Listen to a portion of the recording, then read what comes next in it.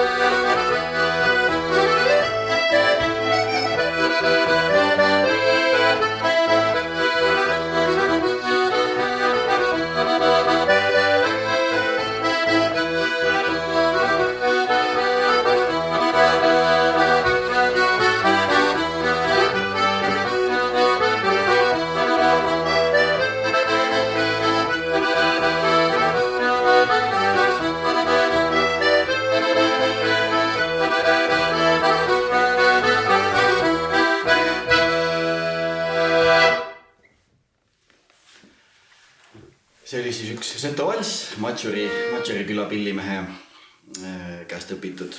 Järgmiseks mängiksin ühe loo, millel arhiivis on väga huvitav pealkiri, nimelt 10 tinga hõpõraha ja selle on mänginud siis 72. aastal selline pillimees nagu Aleksei Oroperv Tšergonde külast. Tema salvestuse järgi siis on järgmine lugu õpitud.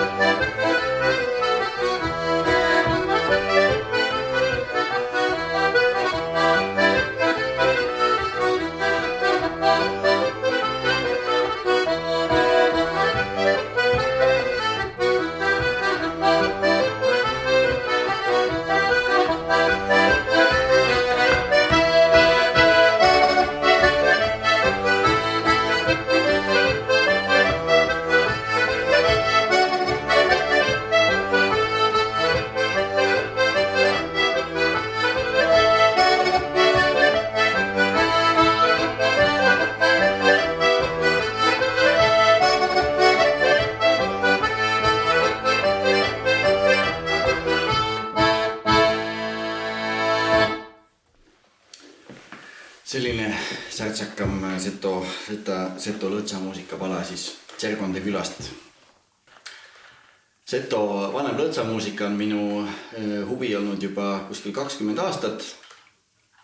Elan ise Setomaal Netsaja külas 15 aastat ja kui olen sealt Rahvaluule arhiivis käinud vanu pillilugusid otsimas, mis Setomaalt on salvestatud, siis avastasin 10 aastat tagasi, et ka Netsaja külas, kus ma praegu elan, on olnud pillimehi ja 70. aastatel on seal salvestatud sellist pillimeest nagu Jegor Tuulik. Temalt on lausa mitukümmend lugu üles salvestatud ja minu jaoks on väga põnev mängida siis neid lugusid, mis on seal minu kodukülas 50 aastat tagasi mängida neid siis nüüd tänaselgi päeval tänu sellele, et need lood on siis omal ajal salvestatud ja mängiksingi ühe sõidumängu, mis on siis Jegor Tuuliku poolt Netsaja külas mängitud aastal 74.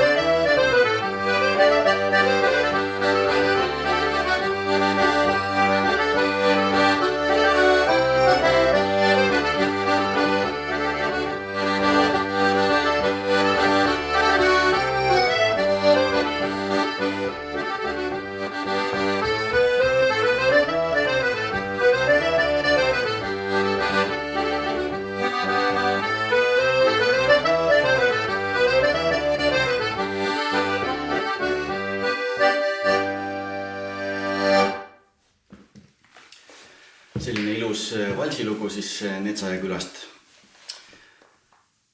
Väga huvitav nende arhiivisalvestuste juures on see, et saab kuulata ühest ja samast loost 10 erinevaid variante, kui tänapäeval võib-olla selline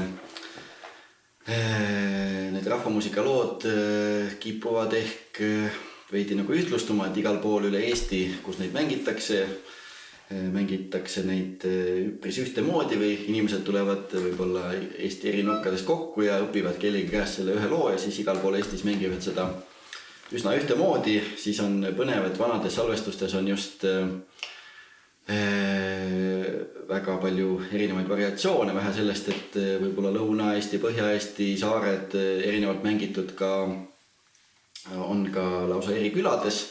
Sama lugu eri aegadel erinevalt mängitud ja näiteks siuke lugu, teada-tuntud lugu nagu Krakovjak, siis sellest on väga palju eri variante isegi Setomaa eri külades, eri aegadel, eri pillimeeste esituses, et järgmiseks mängiksingi siis ühe loona siis 3 eri varianti Krakovjakidest, mida on mängitud siis 74. aastal Netsaja külas, 79. aastal Truba külas Mihkel Verevmägi poolt ja 1936. aastal Olehkova külas selline pillimees nagu Sergei Kann, et siuksed erinevad variandid siis ühest ja samast tantsust.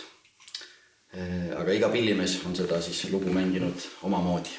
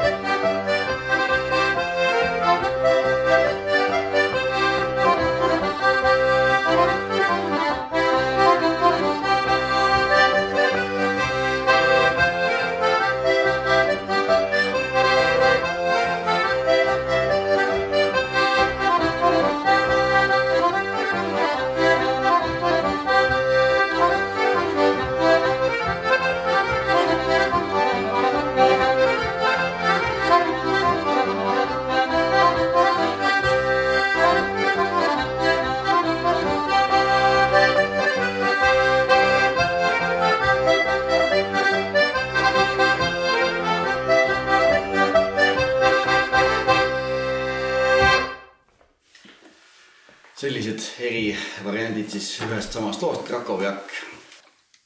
Kutsuksin nüüd natuke endale ka abiväge, et mul on ka pojad, kes pilli mängivad ja kutsuksin endaga ühte lugu koos mängima Maru, kellega me mängime koos jällegi teada-tuntud lugu Aleksandra Valss, aga mängime seda siis nii, nagu on mängitud 79. aastal Kosselka külas Setomaal ja Paul Rahasepp on see, kelle salvestuse järgi siis õppisin kõigepealt mina selle loo ja nüüd on ka Maru selle loo siis õppinud minu käest.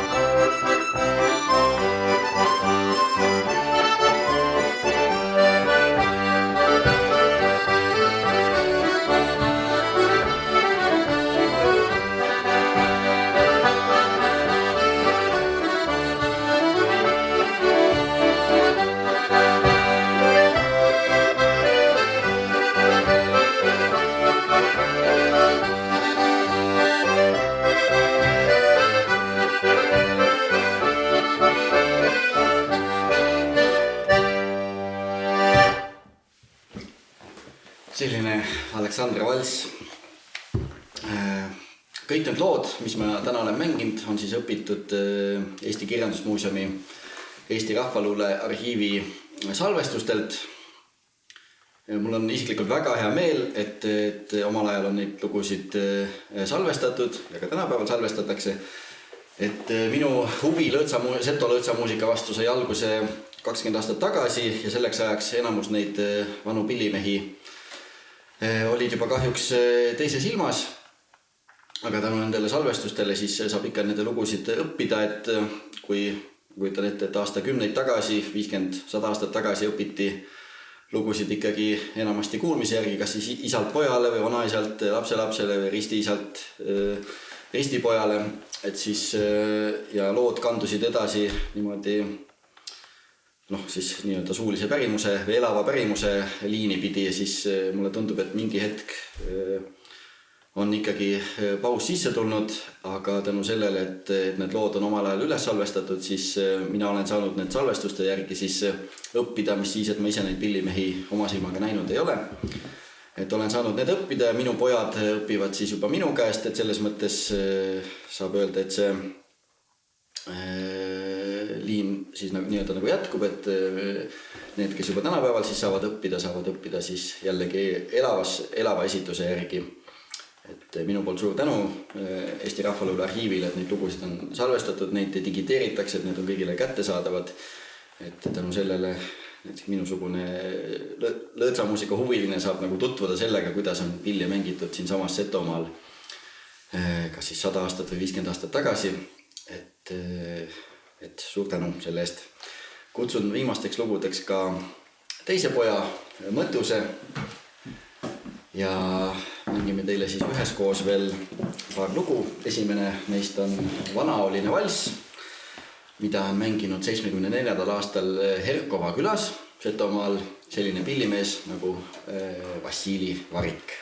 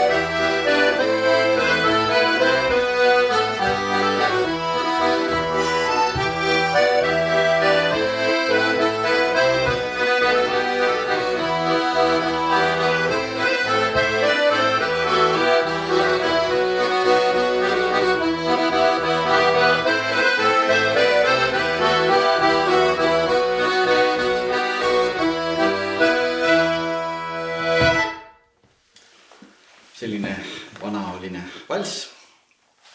Ja kõige viimaseks looks mängiksime ühe Uusvada küla pillimehe Vahelane Ivani mängitud loo Setokene. See on 82. aastal salvestatud siinsamas lähedal Uusvada külas.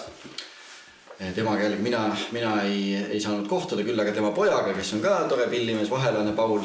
Temaga olen kohtunud ja tema käest kuulnud ka siis tema isa kohta mälestusi. Ja nüüd siis see Vahelane Ivani mängitud Setokene. Aitäh kõigile kuulajatele. Palju õnne kõikidele preemia pälvijatele. Ja siit Setomaalt siis viimane lugu.